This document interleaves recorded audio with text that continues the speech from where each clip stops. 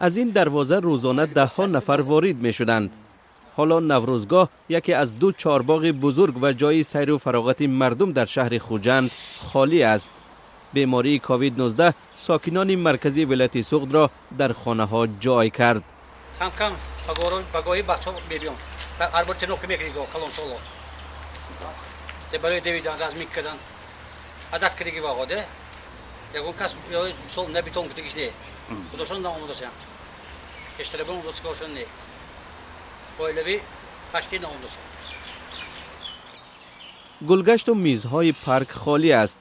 کلی چمچقره را نیز با آب پر نکردند و زورقها همانا منتظر سیر کنندگان ایستادند. چیل کس کار میکرده خودشون؟ چیل کس کار میکرد؟ بازی هیچکی نیست. اخران خلاص تمام دوست اینجا محکم. عادتاً موسم سیر و گشت و فراغت ساکنان و مهمانان در نوروزگاه خوجند از فصل بهار سر کرده تا تیر ماه ادامه میکند.